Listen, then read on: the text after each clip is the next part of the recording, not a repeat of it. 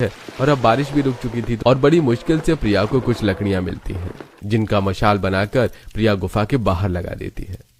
हमने कितने सपने देखे थे, सोचा था जितनी जल्दी घर बन जाएगा उतना अच्छा होगा, पर इस बारिश ने सब खराब कर दिया। और जिन्होंने हमारे पैसे चोरी करे हैं, भगवान उनका कभी भला नहीं करेगा। मुझे तो भूख लग रही है, राजू भी भूखा ही सो गया। मैंने कुछ रोटी और कुरकुरे मट्ठी जैसी चीज डब्बे में भर ली थी, आज रात यही खाकर सो जाते हैं।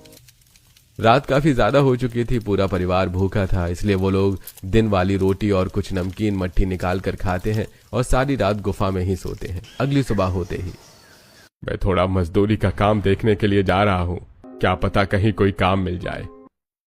आज बारिश बंद है, पर कंपनी ने तो मुझे जॉब से निकाल दिया है, इसलिए मैं भी बाहर जा रहा हूँ काम की तलाश में। पर हम इस गुफा में कब तक रहेंगे? काजल, बिना पैसे के कोई हमें अपना घर किराए पर नहीं देगा। हमारी फैमिली बहुत बड़ी है, कौन हमें अपने घर में रहने की जगह देगा? और हमारा घर भी टूट चुका है और ना ही हाथ में पैसे हैं कि घर बनवा सके। इसीलिए जब तक हाथ में पैसे नहीं हो जाते हमारा घर नहीं बन जाता। हमें इस गुफा में ही रहना होगा। दीदी चलिए गुफा के बाहर खाना बनाते हैं।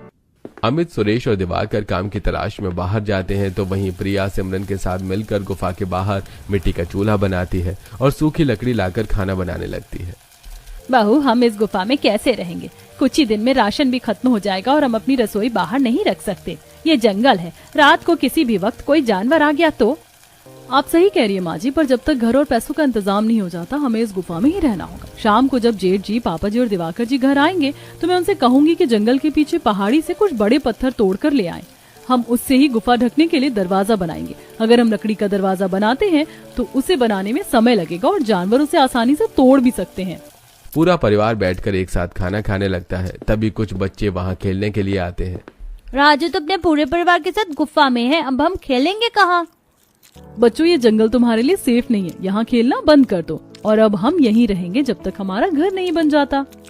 बच्चे उदास होकर वापस अपने घर चले जाते हैं और शाम सुरेश, अमित और दिवाकर घर आते हैं। वो चट्टान और पहाड़ तो हमसे नहीं टूटेगा, आप लोग कुछ करिए ना। रात तो हमने जैसे तैसे बिता ली, पर यहाँ जानवर हैं, अगर रात में किसी जानवर ने हम पर हमला कर दिया तो? बहू, तुम सही कह रही हो, तुम लोग अंदर जाओ, हम लोग पहाड़ी से पत्थर के कुछ टुकड़े लेकर आते हैं।